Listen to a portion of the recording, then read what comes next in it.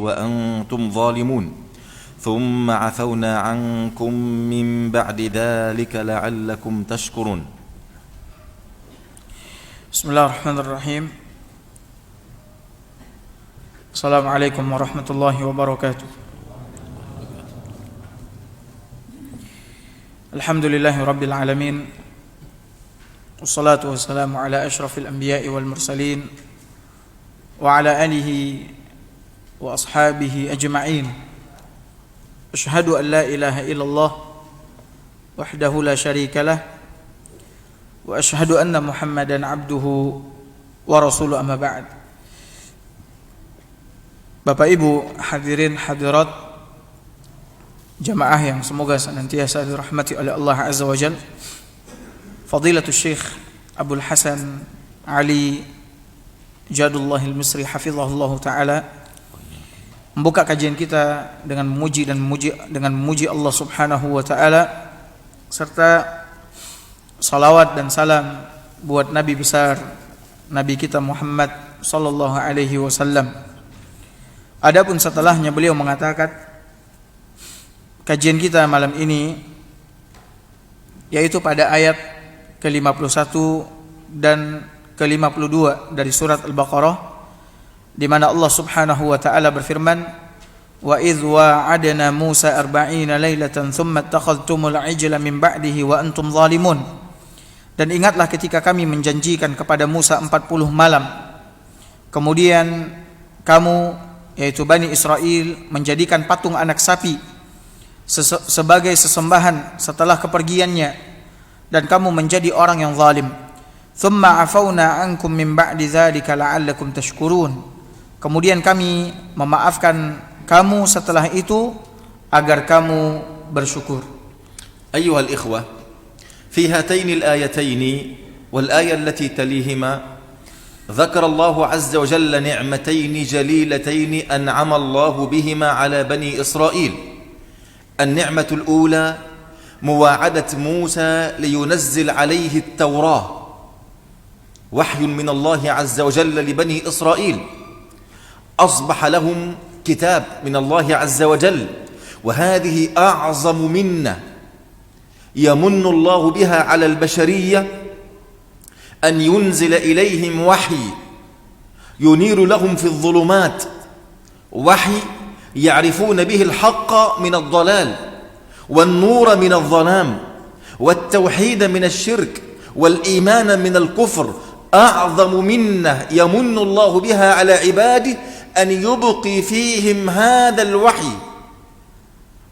والحقيقة أيها الإخوة، هذه النعمة لم ولن تدوم على بني إسرائيل، لأنهم عملوا فيها بيد التحريف والتعطيل والعياذ بالله.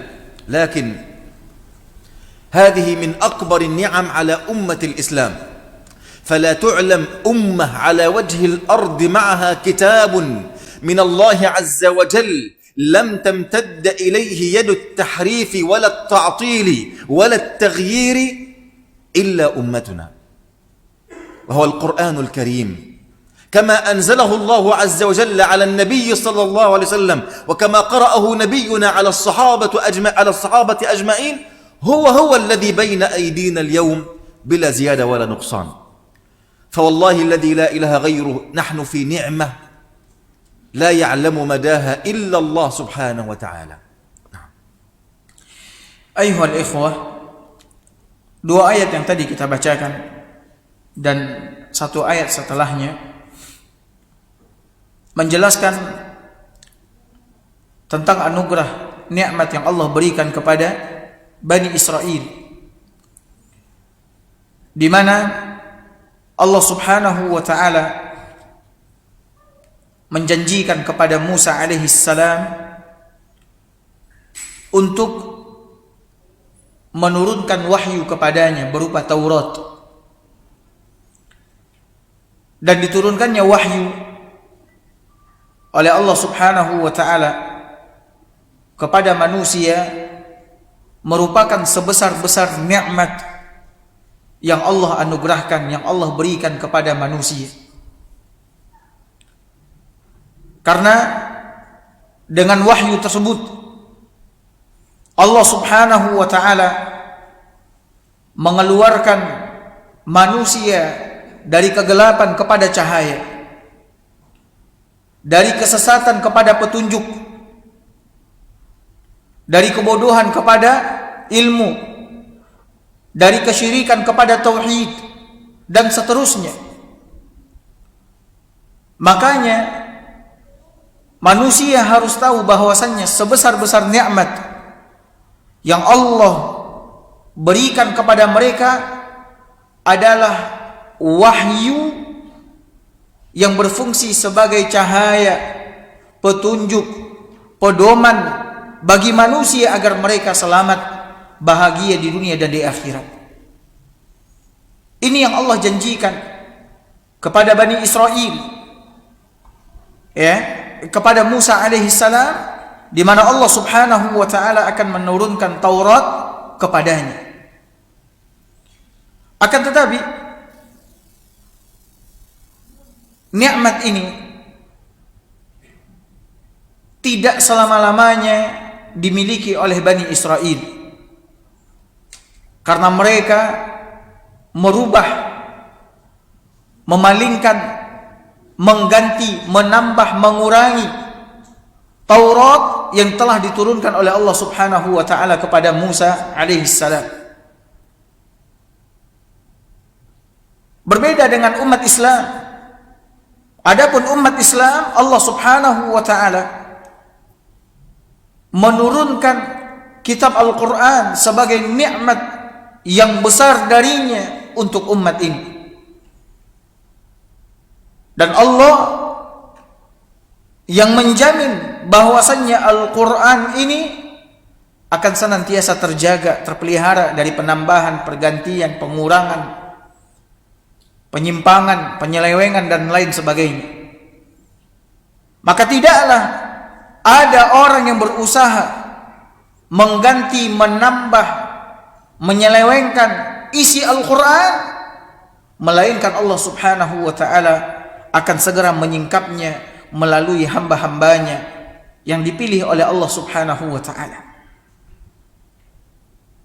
Dan ini adalah nikmat yang besar. Kan tapi banyak orang yang melalaikannya. Dan kita, kata Syekh, tidak pernah tahu sampai kapan umat ini akan terus berada di atas nikmat yang besar ini, yaitu nikmat di mana Allah Subhanahu wa ta'ala menempatkan dan menurunkan ke tengah-tengah mereka sebuah kitab yang besar, yaitu kitab Al-Quranul Karim. Wa idh wa'adna Musa. Man huwa Musa?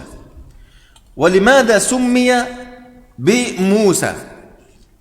Musa huwa an-nabiy ar-rasul alladhi arsalahu Allah ila bani Israil, wa huwa min akthar al-anbiya'i dhikran fil Qur'an ba'da nabiyyina sallallahu alayhi wa alihi wa sallam. أثنى الله عليه ثناء عظيما كثيرا، منها قوله سبحانه وتعالى: واصطنعتك لنفسي ولتصنع على عيني وألقيت عليك محبة مني. ثناءات كثيرة من الله عز وجل على نبيه موسى عليه السلام. ولما سأل الله أسئلة كثيرة أعطاها الله إياه. قال: رب اشرح لي صدري ويسر لي أمري. وهاتين الصفتين مهمتين لأهل الدعوة إلى الله عز وجل: شروح الصدر وتيسير الأمور. رب اشرح لي صدري ويسر لي أمري واحلل عقدة من لساني يفقه قولي واجعل لي وزيرا من أهلي هارون أخي. في الأخير قال الله عز وجل: قد أوتيت سؤلك يا موسى. فقد شرح الله صدره ويسر الله أمره وأحل الله له عقدة من لسانه وأرسل الله هارون نبيا معه. هذا هو موسى بني إسرائيل عليه السلام. السؤال هنا: لماذا سمي بموسى؟ Allah Subhanahu wa ta'ala berfirman: Wa idh wa'adna Musa 40 lailah. Dan ingatlah ketika kami berjanji kepada Musa 40 malam. untuk menurunkan Taurat. Kenapa Allah Subhanahu wa taala menyebut Musa di sini? Dan siapa itu Musa? Musa adalah salah seorang nabi sekaligus rasul utusan Allah Subhanahu wa taala. Nabi yang paling banyak disebut namanya di dalam Al-Qur'an setelah Nabi Muhammad sallallahu alaihi wasallam adalah Nabi Musa alaihi salam. Dia memiliki keutamaan, kemuliaan, keistimewaan. Dan Allah Subhanahu wa taala di dalam banyak ayat memuji dan meninggikan kedudukan Musa alaihi salam. Bahkan Allah Subhanahu wa taala mengatakan di dalam Al-Qur'an, "Wastana'tuka li nafsi." Dan aku memilihmu wahai Musa sebagai seorang rasul utusan dariku. Dan kemudian aku memujimu, menyanjungmu. Lalu disebutkan bahwasannya Nabi Musa adalah Nabi Allah Subhanahu wa ta'ala yang tidaklah dia meminta kepada Allah Subhanahu wa ta'ala melainkan permintaannya dikabulkan oleh Allah Azza wa Jalla, diberikan oleh Allah, dipenuhi oleh Allah Subhanahu wa ta'ala. Sebagaimana disebutkan di dalam Al-Quran, Allah Subhanahu wa ta'ala berfirman menceritakan bagaimana Allah menyuruh Musa untuk pergi menemui Fir'aun dan mendakwahinya. Allah mengatakan, "Izhab ila Fir'auna innahu tagha." Pergilah engkau menemui Fir'aun, sesungguhnya dia telah melampaui batas.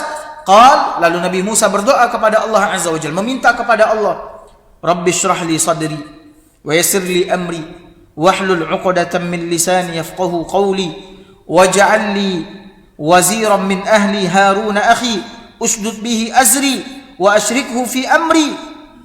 Dan seterusnya dia memohon agar Allah memberikan kelapangan dada kepadanya, agar Allah Subhanahu wa taala memudahkan urusannya, agar Allah Subhanahu wa taala melepaskan ikatan kekakuan di lisannya ketika mendakwahi Fir'aun, agar Allah Subhanahu wa taala membantunya, kemudian mengangkat saudaranya Harun sebagai seorang wazir yang menemaninya untuk mendakwahi Fir'aun, dan seterusnya. Dan di akhir Allah Subhanahu wa taala mengatakan, "Qad utita su'laka ya Musa." Sungguh telah diberikan kepadamu apapun yang engkau minta wahai Musa. Apapun yang diminta oleh Musa diberikan oleh Allah Azza wa Jalla. Nah, kenapa Musa dinamakan dengan Musa? قال العلماء سمي موسى وذلك لأن الله عز وجل لما رأى خوف أمه عليه قال لها ألقيه في اليم ولا تخافي ولا تحزني إن رادوه إليك وجائلوه من المرسلين. ماذا فعلت أم موسى؟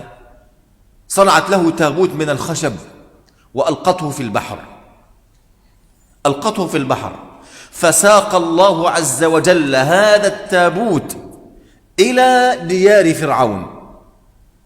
فلما رآه آل فرعون أمام القصر قالوا موسى، أتوا موسى، يعني إيه؟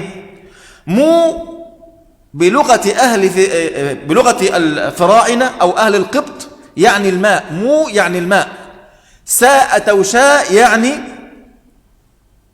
الخشب، لأنه يعيش الآن بين الماء والخشب، هو على الماء وبين الخشب، فقالوا موسى أو موشى يعني ماء وخشب، فهذا معنى لفظ موسى عليه السلام. Musa dinamakan dengan Musa disebutkan oleh para ulama, di antaranya adalah ketika ibu Musa melahirkan Musa alaihi salam, dan ketika itu Fir'aun memerintahkan bala tentaranya untuk membunuh semua anak laki-laki dari kalangan Bani Israel. Maka Allah Subhanahu wa taala mengatakan, wa auhayna ila ummi Musa, kami wahyukan kepada ibu Musa an ardi'ih, untuk menyusuinya terlebih dahulu. Kemudian kata Allah Azza wa Jalla, fa idza khifti alaihi, kalau kau mengkhawatirkan keselamatan anakmu itu, fa alqihi fil yam wa la takhafi wa la tahzani, maka lemparkanlah dia ke dalam laut, lemparkanlah dia ke laut, dan janganlah engkau takut serta engkau sedih. Inna radduhu ilaiki wa ja'iluhu minal mursalin. Sesungguhnya kata Allah Azza wa Jalla, kami akan mengembalikannya kepadamu dan akan menjadikannya termasuk di antara rasul-rasul yang akan kami utus. Maka ibu Musa membuat sebuah kotak dari kayu, kemudian meletakkan bayinya di dalam kotak tersebut, kemudian melemparkannya ke mana? Ke laut. Dan dengan izin Allah Azza wa Jalla dan takdir dari Allah Subhanahu wa taala, Allah menggiring kotak tersebut sampai di depan istana Firaun. Sampai di depan apa? Istana Firaun, kerajaan Firaun. Maka ketika orang-orang melihat ternyata di dalam kotak tersebut ada bayi, orang mengatakan Musa.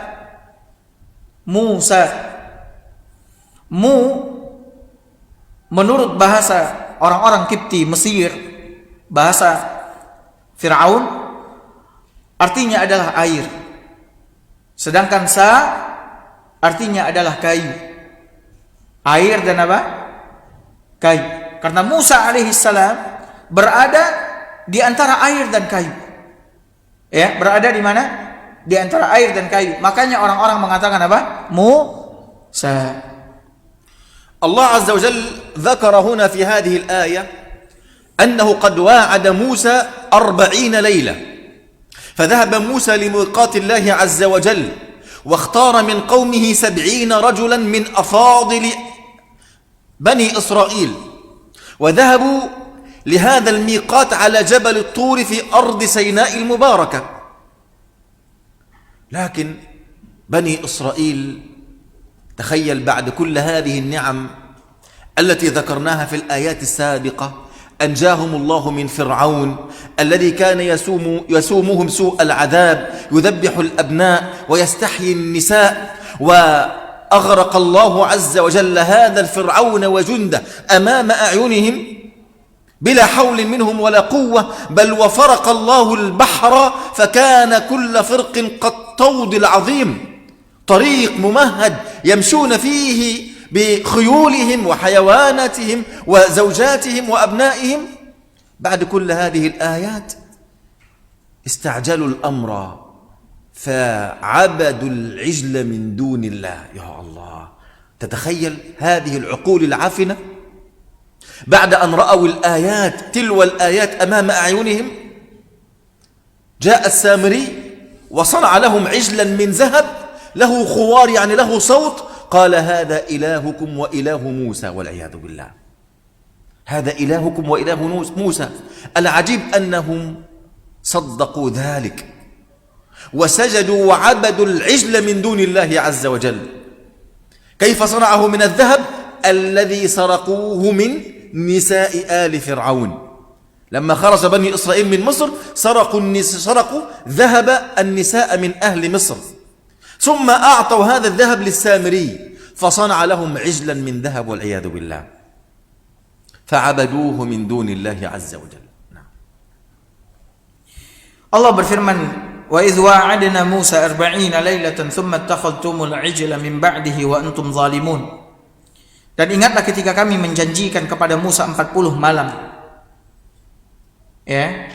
Allah janjikan kepada Musa 40 malam di mana Allah akan menurunkan Taurat kepadanya. Dan kemudian Allah pun memilihkan untuknya 70 orang dari kaumnya, ya, yang dipilih oleh Allah Subhanahu wa taala untuk menemani Musa, membantu Musa, menolong Musa alaihissalam.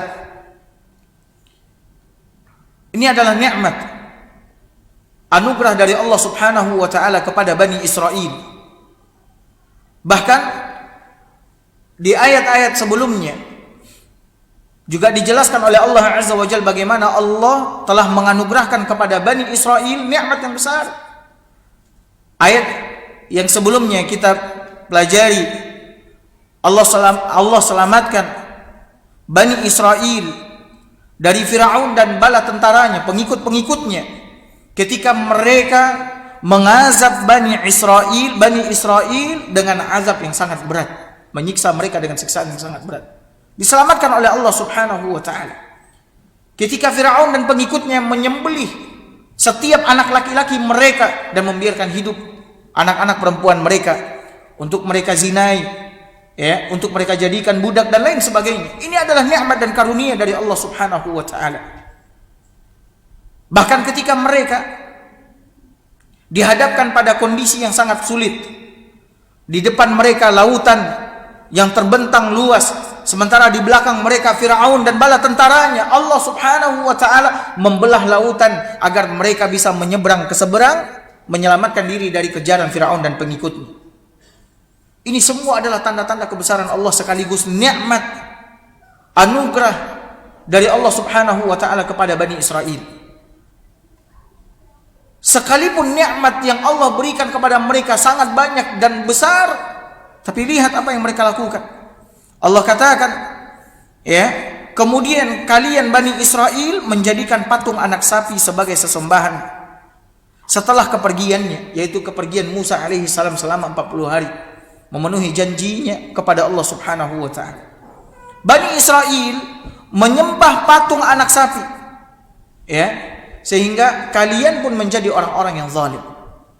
Jadi ketika Musa pergi, ya, ingin menerima Taurat dari Allah Subhanahu wa taala, Allah panggil dia untuk datang ke sebuah lembah yang suci, Tur Saina. Ya, kemudian dia pun bersemedi di sana selama 40 malam. Ya, ternyata Bani Israel malah melakukan dosa besar, penyembahan kepada patung anak sapi. Di mana patung anak sapi ini yang dibuat oleh Samiri dari kalangan Bani Israel juga, dia buat dari emas. Dia ukir, dia buat sebuah patung anak sapi yang kemudian memiliki suara. Kemudian dia mengatakan kepada Bani Israel, ini adalah Tuhan kalian dan Tuhan Musa, maka sembahlah dia. Dari mana mereka mendapatkan emas? Mereka mendapatkan emas dari mencuri emas milik wanita-wanita Fir'aun.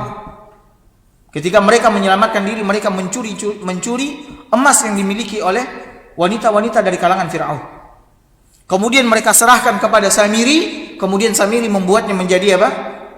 Patung anak sapi yang kemudian mereka sembah. Yang kemudian apa?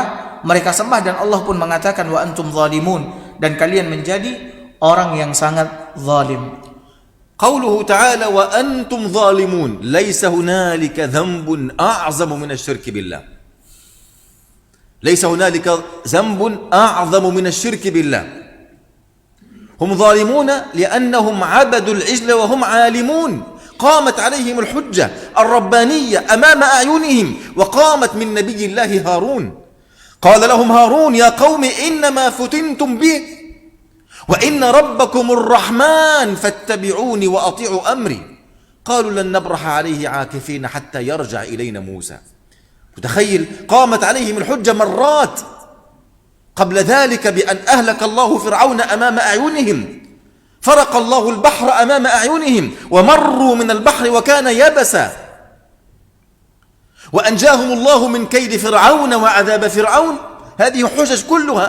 ثم بعد ذلك قامت عليهم الحجة من نبي الله هارون، قال يا قوم إنما فتنتم به وإن ربكم الرحمن فاتبعوني وأطيعوا أمري.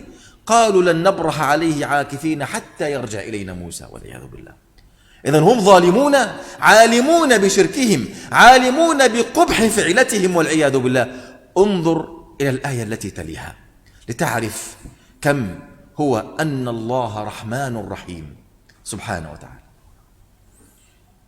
Allah mengatakan wa antum zalimun, dan kalian menjadi orang yang zalim.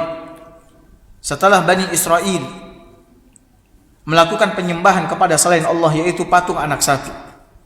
Ketika Musa pergi selama 40 malam. Wa antum zalimun, dan kalian menjadi zalim, menunjukkan bahwasannya syirik adalah kezaliman yang paling besar, dosa yang paling besar. Tidak ada dosa kezaliman yang paling besar yang dilakukan oleh manusia di permukaan bumi ini selain daripada kesyirikan, memalingkan ibadah kepada selain Allah Subhanahu wa taala. Allah mengatakan wa antum zalimun, dan kalian adalah orang-orang yang zalim setelah Allah Subhanahu wa taala mencurahkan dan menganugerahkan nikmat yang begitu banyak kepada mereka. Allah selamatkan mereka dari Firaun dan bala tentaranya. Ketika kebinasaan dan kehancuran berada di hadapan mereka, Allah Subhanahu wa taala menyelamatkan mereka dengan membelah lautan, sehingga lautan pun yang dibelah oleh Allah Azza wa Jalla menjadi kering, sehingga mereka bisa melewatinya sampai ke seberang. Kemudian Allah akan menurunkan Taurat kepada Musa. Sekalipun nikmat yang Allah curahkan, berikan kepada mereka sangat banyak, tapi apa yang mereka perbuat?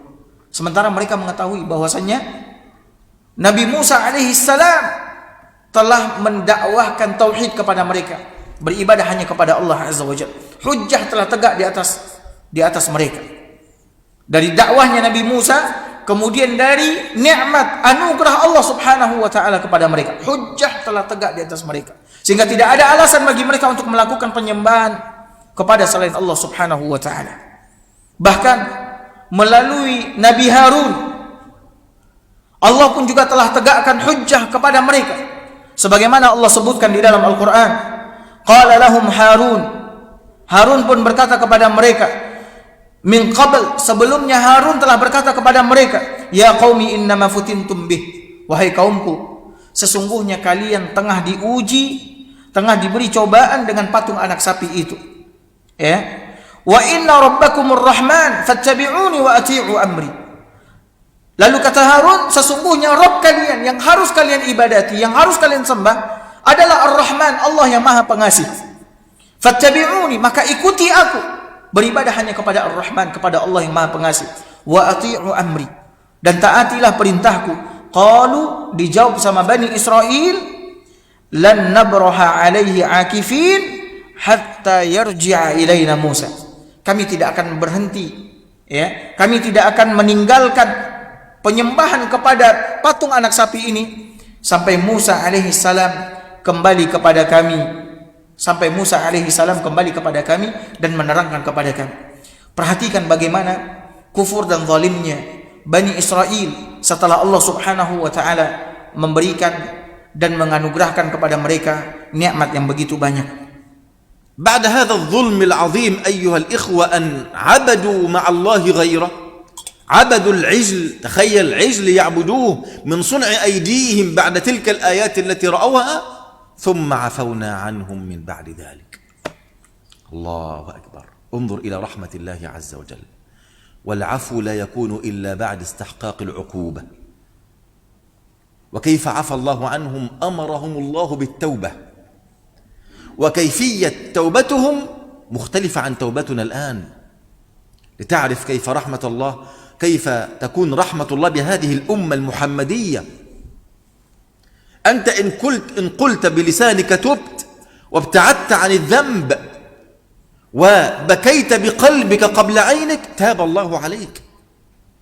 أما بني إسرائيل بعد أن فعلوا تلك المعصية كيف كانت توبتهم؟ انظر إلى الآية التي تليها. قال ربنا جل وعلا: وإذ قال موسى لقومه يا قوم إنكم ظلمتم أنفسكم باتخاذكم العجل فتوبوا إلى بارئكم، أي توبوا إلى الذي خلقكم. كيف تعبدون من صنع أيديكم عجلا ثم تتركون الذي خلقكم وهو أحق بالعبادة، فتوبوا إلى بارئكم فاقتلوا أنفسكم. إذن كيفية التوبة لهم أن يقتل كل واحد منهم أخاه وأباه وابنه وجاره كما سنفصل الآن. Taib, hadirin hadirat yang semoga senantiasa dirahmati oleh Allah Azza wa Jalla. Setelah kezaliman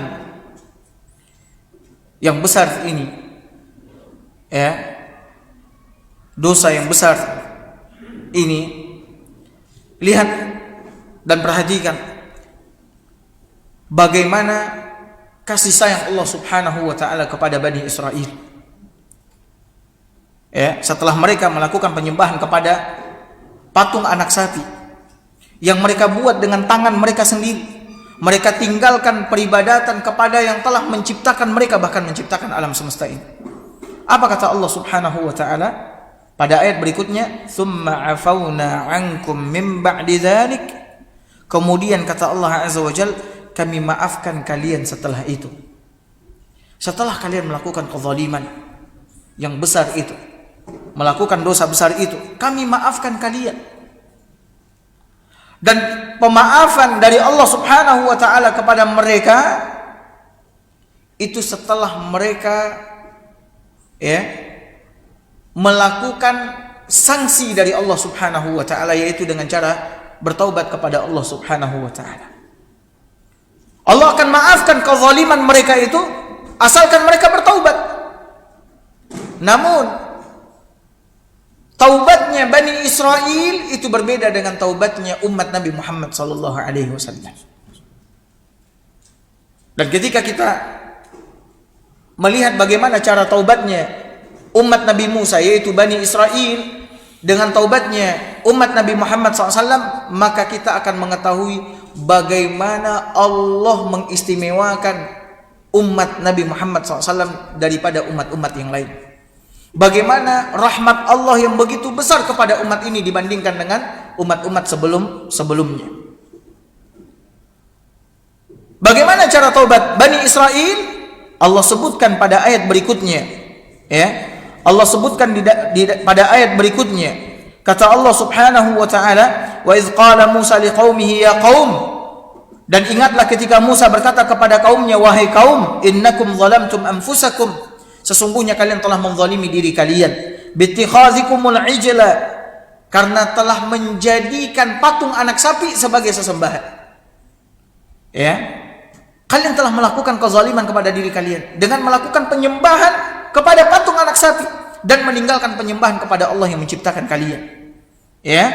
Lalu apa kata Allah Azza wa Jalla melalui lisan Nabi Musa? "Fatubu ila bari'ikum." Maka bertaubatlah kalian kepada pencipta kalian. Bagaimana caranya? "Faqtulu anfusakum." Maka hendaklah kalian bunuh diri kalian. Allah akan maafkan kezaliman mereka asalkan mereka bertaubat kepada Allah. Dan cara taubat mereka yaitu dengan membunuh apa? Membunuh diri. Adapun umat Nabi Muhammad SAW, ketika mereka melakukan dosa, melakukan kesalahan, apabila mereka meninggalkan dosa tersebut, menyesalinya, kemudian mereka bertekad untuk tidak melakukan dosa itu kembali, maka Allah akan menerima taubatnya. Allah akan memberikan ampunan kepada mereka. Tapi umat Nabi Musa, Bani Israel, tidak akan diampuni, dimaafkan oleh Allah Azza wa Jalla kezaliman yang mereka kerjakan, kecuali mereka harus bertaubat kepada Allah, itu dengan membunuh apa? Diri. Maka dia harus membunuh saudaranya, dia harus membunuh orang tuanya, dia harus membunuh temannya, membunuh ini dan itu, sebagaimana yang akan kita jelaskan. Qala rabbuna thumma afawna ankum min ba'di dhalika la'allakum tashkurun. هذا العفو من الله عز وجل يحتاج إلى شكر. تلك النعم التي يعطيها الله لك تحتاج إلى شكر. فما أعطاك الله النعمة بلا مقابل، ما أعطاك الله نعمة الإسلام بلا مقابل، ما أعطاك الله نعمة الهداية بلا مقابل، ما هداك الله لهذا المجلس بلا مقابل. لابد من وجود مقابل وهو الشكر. والشكر يكون بالقلب اعترافا وباللسان إخبارا وذكرا وثناء على الله عز وجل، وبالجوارح انقيادا واستقدام هذه الطاعات وهذه النعم في طاعة الله عز وجل. هكذا يكون شكر النعم أيها الإخوة. فما من نعمة أنزلها الله على العباد إلا وأوجبت شكرا وقد كتب الله ذلك في القرآن. La in syakartum la azidannakum. Fasyukru yuthabbitu an-ni'am wa yuziduha. Wa 'adamu asy-syukri yuzilu an-ni'am wa yukhfiha wal 'iyadu billah. Allah mengatakan, "Tsumma 'afawna 'ankum min ba'di dzalika la'allakum tashkurun." Kemudian kami memaafkan kalian setelah itu agar kalian bersyukur. Ya, kami maafkan kalian setelah itu agar kalian bersyukur. Ini adalah nikmat dari Allah Subhanahu wa taala yang wajib disyukuri oleh Bani Israel. Bahkan apapun nikmat yang diberikan oleh Allah Subhanahu wa taala kepada hamba-hambanya, wajib atas hamba tersebut untuk bersyukur kepada Allah Subhanahu wa taala. Wajib. Karena Allah Subhanahu wa taala tidaklah memberikan nikmat, menganugerahkan nikmat kepada hambanya ya, tanpa ada balasan dari hamba tersebut kepada Allah Azza wa Jalla. Allah Subhanahu wa taala tidaklah memberikan nikmat Islam kepada kita lalu kita tidak memberikan balasan kepada Allah Azza wa Jalla. Allah Subhanahu wa taala tidaklah memberikan nikmat harta kepada kita lalu kita tidak memberikan balasan atas nikmat Allah Subhanahu wa taala. Atau nikmat apapun, tidak ada nikmat yang Allah anugerahkan kepada kita, yang Allah berikan kepada kita, melainkan wajib bagi kita untuk membalasnya. Dan membalas nikmat yang Allah berikan adalah dengan cara bersyukur kepada Allah Subhanahu wa taala. Bersyukur kepada Allah. Ya. Bagaimana cara bersyukur kepada Allah Azza wa Jalla atas nikmat yang telah Dia berikan? Bersyukur kepada Allah dengan hati, yaitu dengan meyakini bahwasanya nikmat ini adalah anugerah dari Allah Subhanahu wa taala kepada kita, bukan karena kita pintar dan lain sebagainya. Kemudian bersyukur kepada Allah dengan lisan, yaitu dengan menyebut nikmat tersebut, mengabarkan kepada orang, kemudian memuji dan menyanjung Allah Subhanahu wa taala, dan bersyukur kepada Allah dengan anggota badan, dengan tunduk dan patuh kepada perintah dan larangan Allah Subhanahu wa taala. Allah Subhanahu wa taala yang menyebutkan kepada kita ya, kewajiban untuk mensyukuri setiap nikmat yang Dia anugerahkan. Lalu Allah mengatakan, la in syakartum la azidannakum wa la in kafartum inna azabi lasyadid. Kalau kalian bersyukur, maka niscaya aku akan tambahkan nikmatku atas kalian, namun apabila kalian kufur, sesungguhnya azabku amat sangat pedih. Maka tidaklah seseorang bersyukur atas nikmat yang Allah berikan, melainkan akan melanggengkan dan menambah nikmat tersebut atas dirinya. Dan tidaklah seseorang kufur terhadap nikmat Allah Azza wa Jalla, melainkan akan menghancurkannya dan membinasakannya serta membawanya kepada azab yang sangat pedih, azab yang sangat besar. Maka bersyukurlah kepada Allah Subhanahu wa taala. Baik, kita dengarkan azan, habis itu kita lanjutkan.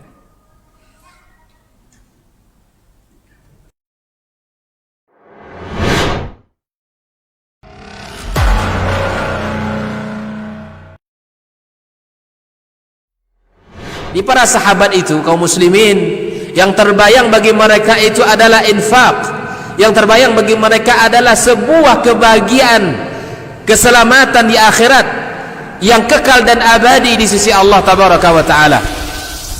Semua kita boleh klaim sekarang, kamu cinta Nabi, cinta Ustaz, cinta Nabi, cinta Ustaz, termasuk saya, cinta Nabi, cinta. Dapat tahunya besok di akhirat.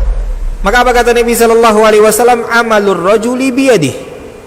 Penghasilan yang terbaik adalah pekerjaan yang dilakukan oleh seseorang dengan tangannya sendiri.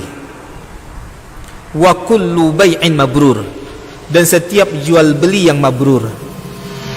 Ini aktivitas ini membantu saya di akhirat atau akan menyulitkan saya di akhirat? Kalau seandainya perbuatan itu ternyata akan menyulitkan kita di akhirat kelak, tinggalkan perbuatan itu.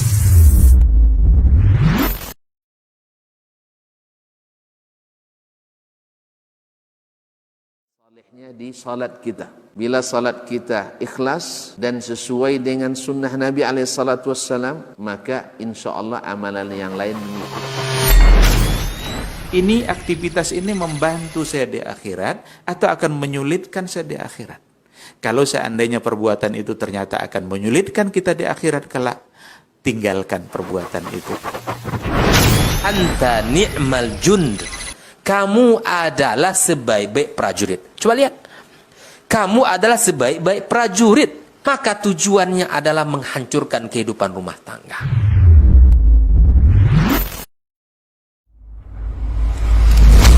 Jadi kalau Umar ini subhanallah, yang diinginkannya itu generasi-generasi luar biasa, orang-orang hebat. Lalu kemudian apa yang dilakukan oleh Umar? Fa'asta'miluhum fi ta'atillah. Aku gunakan mereka ini di dalam ketaatan kepada Allah. Ketika kaum muslimin itu memiliki penyakit namanya wahan, yaitu hubbud dunya wa karahiyatul maut, cinta dunia dan takut akan kematian. Lalu Nabi menjawab dengan yang lebih penting. Apa itu? Madza a'adatta laha. Apa yang engkau siapkan untuk kiamat itu? Bin Sulaiman tadi, inti yang bisa kita ambil apa? Solehkan diri kita. Solehkan diri kita sebelum mencari rezeki. Karena kalau kita tidak soleh, kalau kita tidak bertakwa kepada Allah Subhanahu wa ta'ala dalam mencari rezeki itu akan terasa sulit.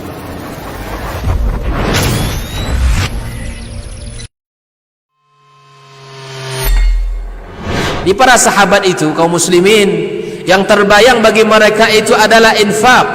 Yang terbayang bagi mereka adalah sebuah kebahagiaan, keselamatan di akhirat yang kekal dan abadi di sisi Allah Tabaraka wa Ta'ala. Semua kita boleh klaim sekarang. Kamu cinta Nabi? Cinta Ustaz. Cinta Nabi? Cinta Ustaz. Termasuk saya. Cinta Nabi? Cinta. Kapan tahunya? Besok di akhirat. Maka apa kata Nabi sallallahu alaihi wasallam? Amalur rajuli biyadih. Penghasilan yang terbaik adalah pekerjaan yang dilakukan oleh seseorang dengan tangannya sendiri. Wa kullu bai'in mabrur. Dan setiap jual beli yang mabrur. Ini aktivitas ini membantu saya di akhirat atau akan menyulitkan saya di akhirat. Kalau seandainya perbuatan itu ternyata akan menyulitkan kita di akhirat kelak, tinggalkan perbuatan itu.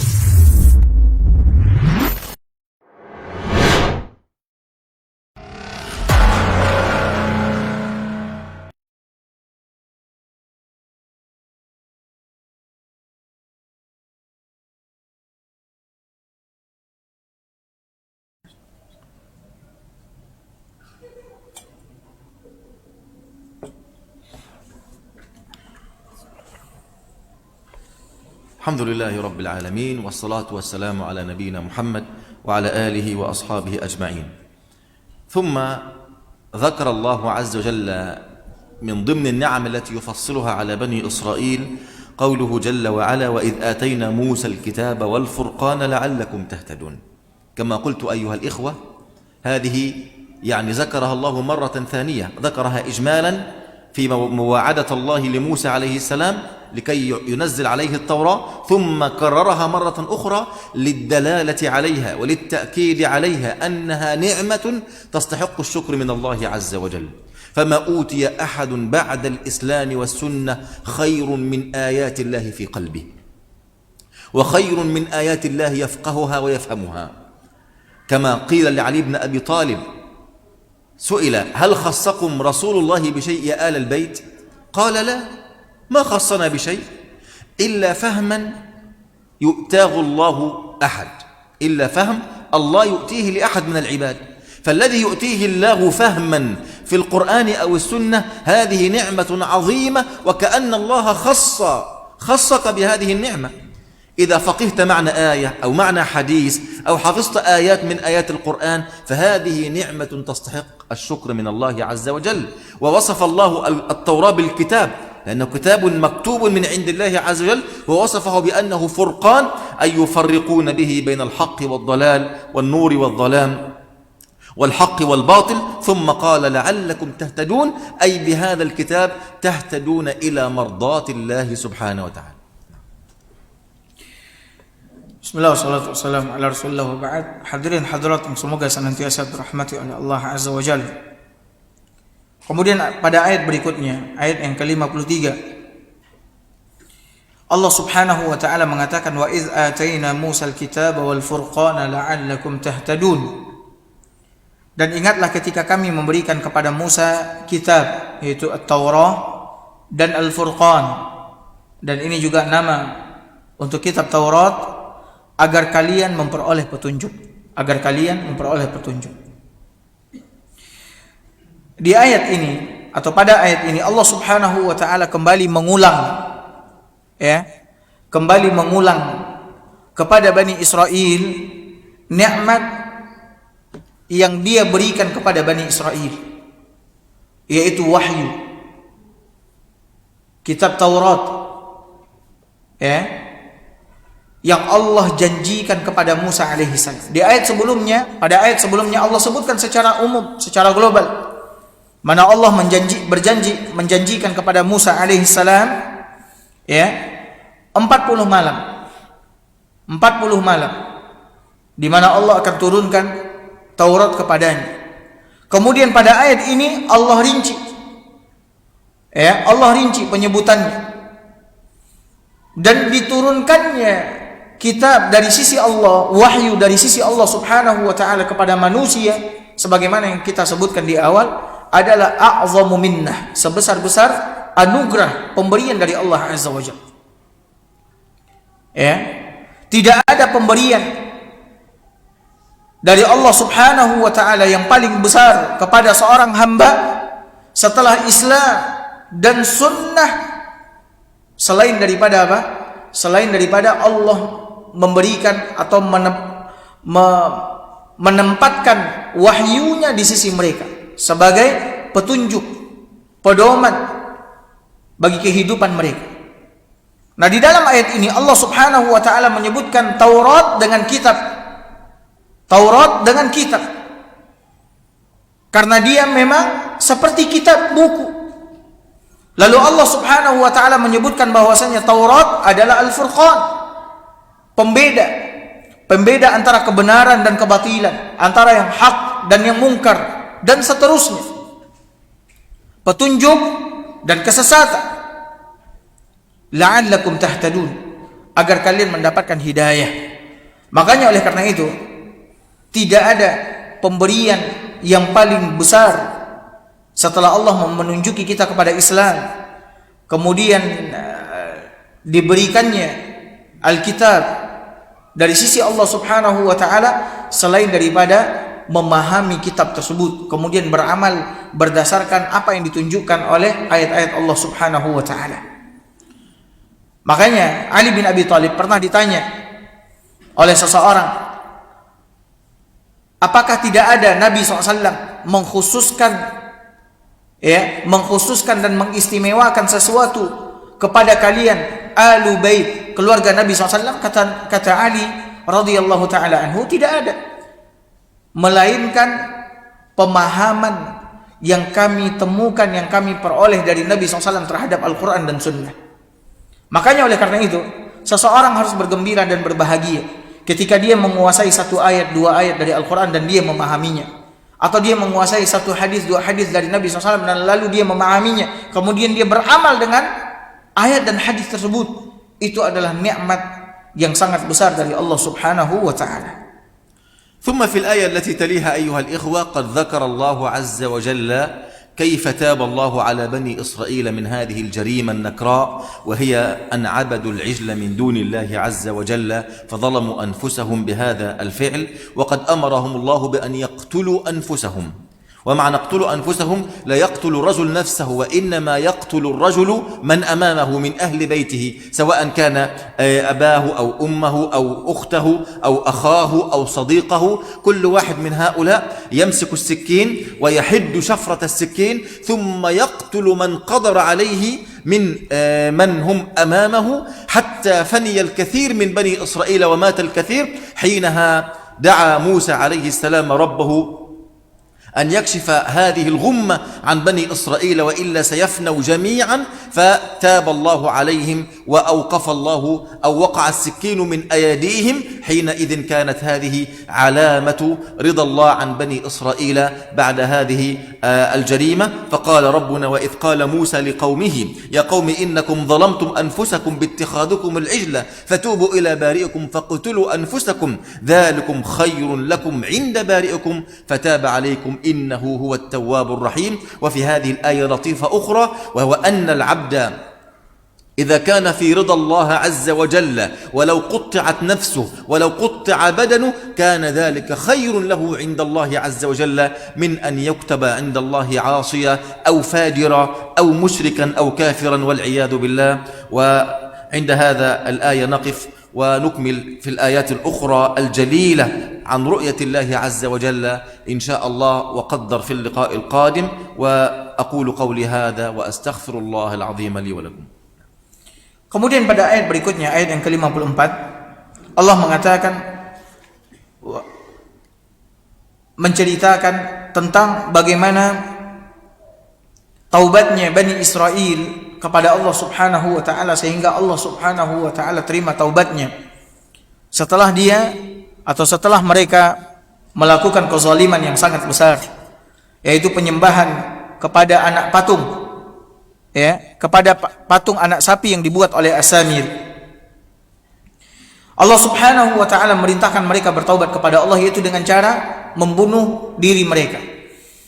Namun dijelaskan oleh Syekh, membunuh diri di sini artinya bukan seseorang membunuh dirinya sendiri, tapi dia membunuh orang yang ada di hadapannya, yang juga bertaubat, ya, setelah melakukan perbuatan zalim.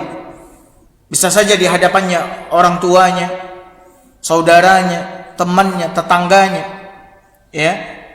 Mereka mengambil pisau, kemudian mereka asah, kemudian mereka tusukkan atau mereka sembelih orang-orang yang ada di hadapannya, ya, untuk agar taubat mereka diterima oleh Allah Subhanahu wa taala. Makanya ketika itu banyak di antara Bani Israel yang mati, ya, yang mati. Lalu Musa alaihissalam ketika melihat hal yang demikian, dia khawatir semua Bani Israel ini hancur, binasa, nggak ada lagi yang tersisa kecuali sangat sedikit sekali.